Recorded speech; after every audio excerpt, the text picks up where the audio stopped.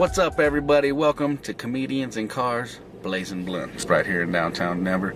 And we're going to have an interview with Mr. Nathan Lund. Nathan, what's up, bud? Hey, I'm good, man. Thanks for having me in your car. This will be the first. We're going to start off with you because, you know, we don't give a fuck. We're going to blaze blunts wherever the fuck we want, right? Yeah, let's smoke. Hell yeah. I'm rolling one up right now. Just want to get to know a little bit about you, man. Where you from? I grew up outside of Chicago, and then when I was 12, my family moved to Henderson, Nevada, right outside of Las Vegas. And I went to junior high and high school there, and then I went to college in Reno, Nevada, and then moved back to Henderson and Las Vegas and started doing stand-up there. And then I moved up here to Denver 5 years ago. Nice. Yeah. And how long you been at the comedy scene, dog? It's been a little over 9 years. I started in Vegas and did it for 4 years there, and then I've been here for 5. And what the fuck made you decide, hey, let's go tell people some jokes, baby? It worked out real nicely for me because I had thought about it a little bit in college, but I didn't do it. And then as I got closer to graduating from college, I thought more and more about doing it. And I thought, fuck it, I'll graduate college. I didn't know what I wanted to do after college. I didn't want to go to more college.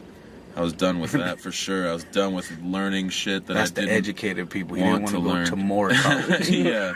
I was done with schooling, and so I thought, let me try stand-up. I'm moving back to Vegas. Let me try stand-up. And if it, if it works, if I like it, I'll see what happens with it. If not, maybe I'll go back to stupid college. And luckily, I loved it from the first time I did it, and then, wanted to do it more and more ever since, and it's led to more and more opportunities. And definitely moving here was the best thing that could happen to me because the last 5 years have been magical. Oh, I know, man. I see you tearing it up, dog. I've known you for most of the 5 years, man. We used to go to Lakewood at the cigar bar and smoke inside, and I remember that smoke weed outside. They wouldn't let me smoke inside. Weed was illegal back in the day. Weed was illegal. When we started, this was illegal. You couldn't buy beer on Sundays when I first moved here. That was a big thing. It changed that year. 2008 was when the summer of 2008, the law changed, and then Obama got elected. Right, all after I moved up here, everybody was happy. Oh, that's right. I remember that shit. Yeah, things were changing. Things were happening. Yes, Denver comedy got things were changing. We was coming up, man. Shit. Yeah. And look at you blowing up, dog. Got them Westward. What the fuck? You was on the cover of Westward, cover dog. Of the Westward. Yeah. How exciting is that?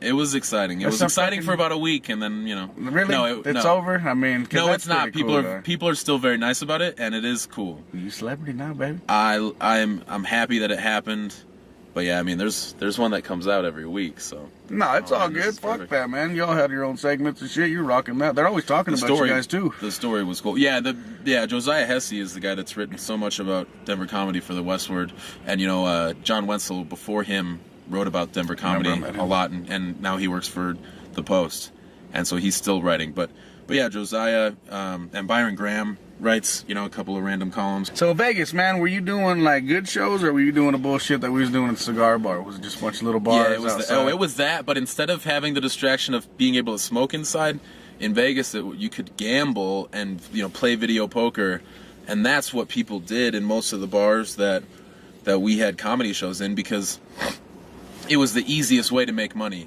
If you were a bar, you gave liquor away to people who gambled, because people were throwing away, 3/4 of their paycheck sometimes, in the hopes that they could win more. And if you have that in your bar, you don't care what else is going on in your bar, but you want to get that edge over the other bars that have video poker. So you try to get live entertainment, and bands and stuff. And so that's where comedy was able to be in bars. But we were not even second fiddle to the gambling. It was, we were an afterthought. Right. It took one guy who, if one guy said to the bartender or an owner, hey man, I'm sick of hearing these comics, that shut a show down, because we were not considered a part of the bar's success at all. They don't want it was just it was an experiment, And so yeah, I didn't get a lot of opportunity there. Now it's a little bit easier to get some shows where you can get a little bit of money in Vegas. Now if you are ready to, if you're at that level, right. But it was fine for me to be there, because for 4 years I got to start out. And there were enough shows, there were a good amount of shows, maybe 6 or 7 a week, or 5 a week, or and then they got fucking big time shows going on every night, all the time. Right. But those were, that shit was crazy. I was just there, Yes, you were just there. And now that we could maybe get into some of those, now that we've been doing it for a while, yeah, it's appealing. But living there, starting out there, my first 4 years, I wasn't ready for any of those rooms. I would have bombed horribly in front of. No, yeah. No, that's a big time. That's a big. I was just figuring stuff out. So. Yeah, any run-ins with the law, with smoking weed on the road or anything? Yeah, we got pulled over. The Fine Gentlemen's Club got pulled over a couple days into the tour that we were just talking about.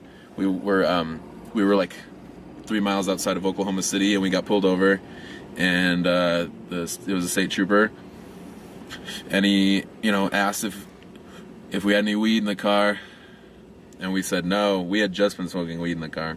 Well, of course, you'll say no. And so when we got pulled over, a couple people lit up cigarettes, and I was driving, and so so the guy asked me to come back to his car, and we do, and I have to sit in his car. I'm like, I'm not really high, but I'm kind of high. You smell like you're high, though. I probably smell like I'm high. Yeah, I usually smell like weed. Right. Pretty often. You a furry motherfucker. It's got to get caught up in your hair. It gets trapped in the beard. Hell and yeah. Shit. Oh, man. So he said, he asked us if we had anything. He asked me if we had anything that he needed to know about. He's like, my job is to arrest drug dealers. And I got to tell you, when I walked up, I was pretty sure I smelled marijuana in the car. But your buddy, he's talking about Sam Talent, but your buddy blew cigarette smoke in my face. Yeah. Right before, right as I walked up, so I wasn't able to really tell for sure. And I said, well, I can tell you that he did not do that on purpose, officer. Hell yeah, that's my boy. You know what so you're doing. So that was line number one. And then line number two is that we didn't have any weed. He asked about all the other drugs, and I said no. We waited for a while for my license to come back, for it right, to be clear run. you, do the NCIC check. I know about it didn't get run, or it didn't come back, but we sat there for a few minutes. And make you sweat. And he went and talked to Sam and came back. When he talked to Sam and the rest of the car, he said, hey, so I was talking to your buddy back there, and when I mentioned marijuana, it seemed like he got a little bit nervous. And Sam said to the cop, no, officer, he's that sweaty all the time. Yeah. That probably got us off.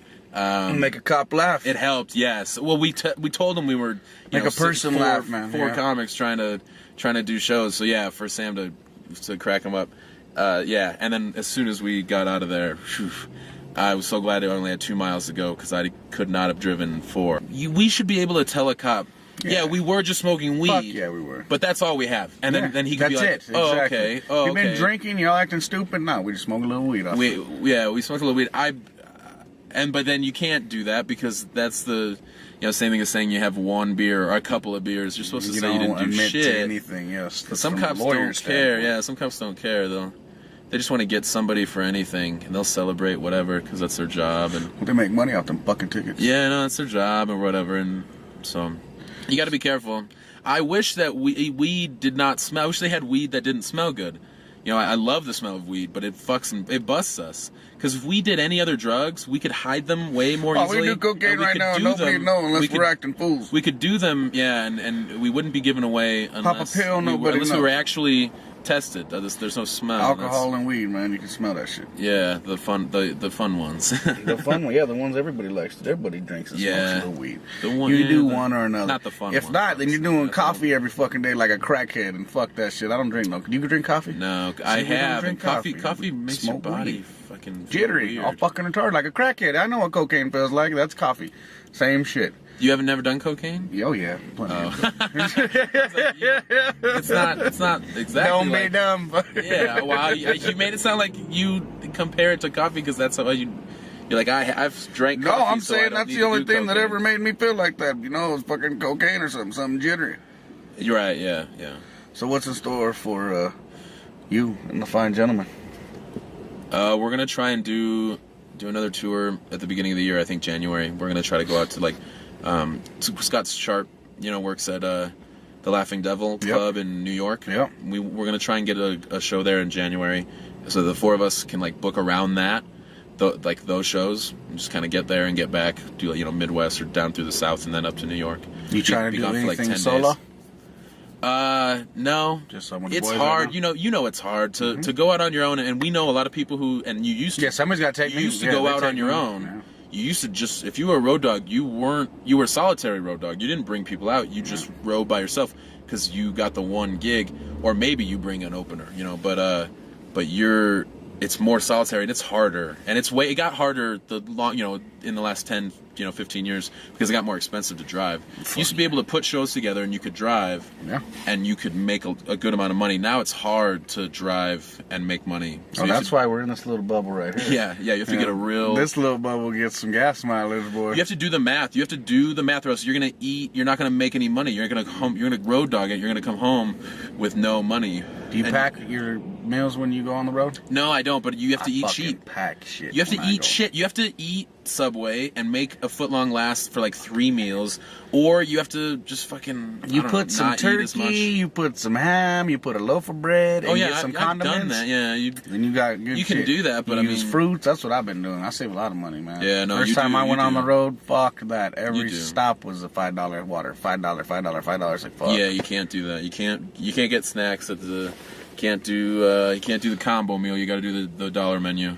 Yeah. And you can't sleep. You can't pay to sleep unless you had a good paying show that night. So y'all are really going rough then.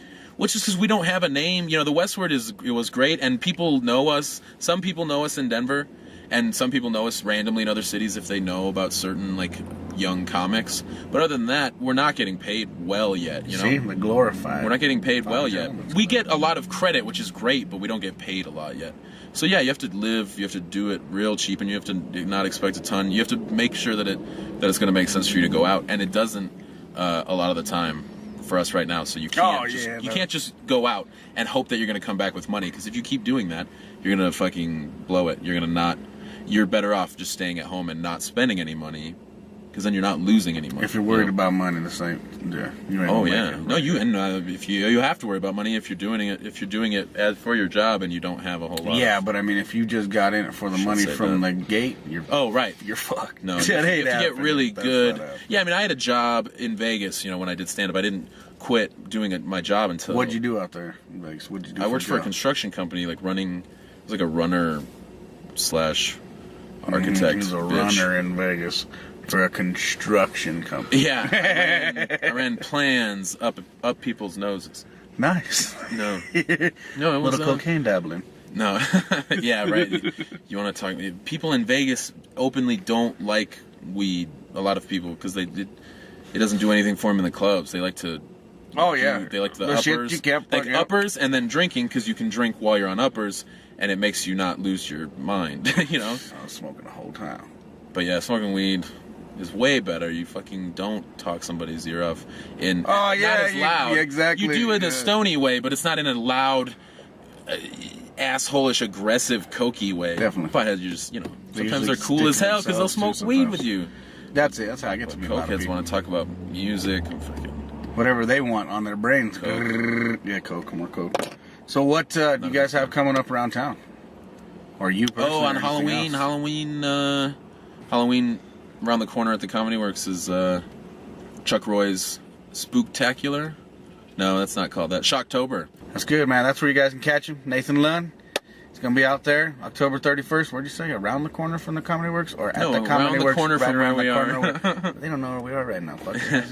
Around the corner from where we're parked right now on 15th and fucking Lawrence. Come see him at the Comedy Works October 31st. Yeah. Catch more of him in the Fine Gentlemen's Club later on. Nathan, anything else you want to say before you get going? No, thanks. You high as fuck? Oh, yeah. Then we did our job. Yeah, it was great. Right on, man. Appreciate it. Thank Nathan Lund, ladies and gentlemen. Nathan Lund.